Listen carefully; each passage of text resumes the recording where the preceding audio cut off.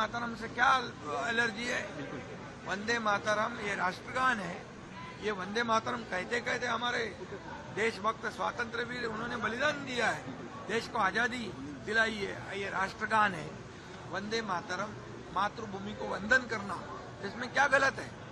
और इसलिए वंदे मातरम सभी लोगों को कहना है। राहुल गांधी का कहना है कि यूएस डील में भारत सरकार ने भारत माता को भेज दिया है। शिंदे साहब, परभनी में जिस तरह से मुस्लिम मेयर बिठाया गया, क्या हिंदुत्व की और मराठी की बात करते थे, लेकिन वहाँ पर जहाँ मौका मिला वहाँ मुस्लिम उन्होंने। अरे बाबा, 2019 में उन्होंने जब बाला साहब ठाकरे जी के विचार छोड़ दिए, इसलिए तो हमने सरकार बदल दिया। सरकार बदल के लोगों के, जनता के दिल का सरकार लाया है, और इसीलिए हम बाला साहब ठाकरे जी के विचार को आगे बढ़ा रहे हैं, डेवलपमेंट को आगे बढ़ा रहे हैं। इसलिए 3.5 सालों में जो राज्य सरकार ने, महायुति ने काम किया है, इसका नतीजा क्या है? हम महायुति विधानसभा में 1 साइड जीत गई, नगर परिषद में जीत गई, महापालिका में जीत गई, अभी जिला परिषद में जीत गई।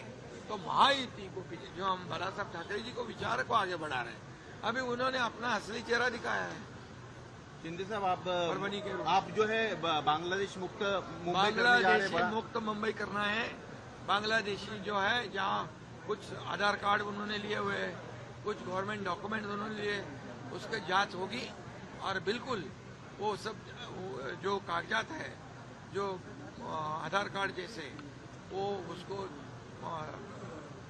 वेरीफाई किया जाएगा, रद्द किया जाएगा, और बांग्लादेशी को बाहर निकाल देगा। राहुल गांधी ने कहा है कि भारत सरकार ने विपक्ष जैसे जो लोग हैं वो अपने वोट बैंक के लिए कह रहे हैं कि उनको जो है आप मुस्लिम लोगों को तकलीफ दे रही है, ऐसा। अरे बाबा, बांग्लादेशी जो यहाँ के देश के मुसलमान हैं, भारत के मुसलमान हैं, भारत के हिंदू है, देशभक्त मुसलमान, राष्ट्रभक्त मुसलमान, उनको क्या तकलीफ है?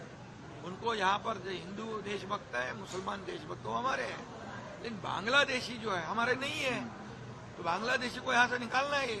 सभी लोगों ने सहयोग करना चाहिए। राहुल गांधी का कहना है कि यूएस ट्रेड डील जो हुई है उसको लेके भारत सरकार ने भारत माता को भेज दिया।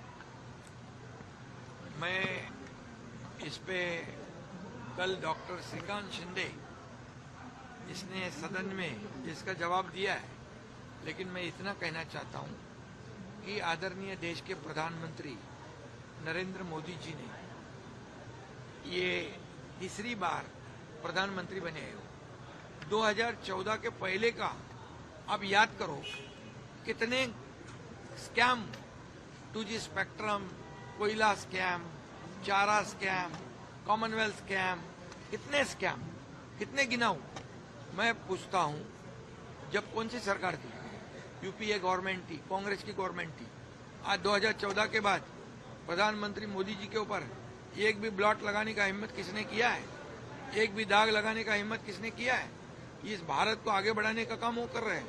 ये 4थे नंबर पे हमारी अर्थव्यवस्था लाई है, ये 3रे नंबर पे लाने की कोशिश हमारी है। प्रधानमंत्री जी को, देश को आगे बढ़ा रहे हैं, इसलिए उनको तकलीफ है। इनको देश आगे बढ़ रहा है, और ये सब लोग पाकिस्तान की बोली बोलते हैं, विदेश में जाके प्रधानमंत्री के ऊपर निंदा, टीका टिप्पणी करते हैं, हमारे देश के खिलाफ बोलते हैं। ये कैसी देशभक्ति है? ये कौन सा देश प्रेम है?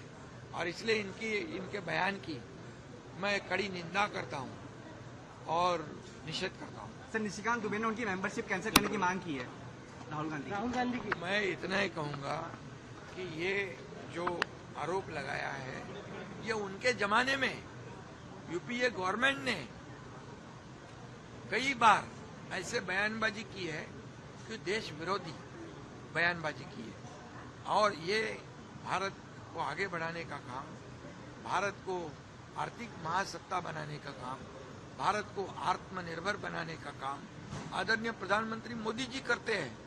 इसलिए उनके ऊपर ये आरोप लगाना उचित नहीं है। मैं इतना ही कहूंगा कि ये इनको अधिकार नहीं है। जिन्होंने इतने, राजीव गांधी जी जब प्रधानमंत्री थे तो खुद कहते थे कि केंद्र सरकार का 1 रुपया जो जब राज्य सरकार के पास जाता है, भारतीय नागरिक के पास जाता है, तो जाते जाते 15 पैसे हो जाता है। मतलब 85% करप्शन। अब बंदा रुपया जहां से केंद्र सरकार मोदी जी भेजते वो पूरा बंदा रुपया ये लोगों के खाते में जमा होता है। इसलिए मैं ये कहूंगा कि मोदी जी का नेशन फर्स्ट है और ये अपोजिशन वाले जितने बोलने वाले हैं उनका करप्शन फर्स्ट है। मोदी जी का क्या है? Nation first. और जो बोलने वाले आरोप लगाने वाले का करप्शन फर्स्ट। सर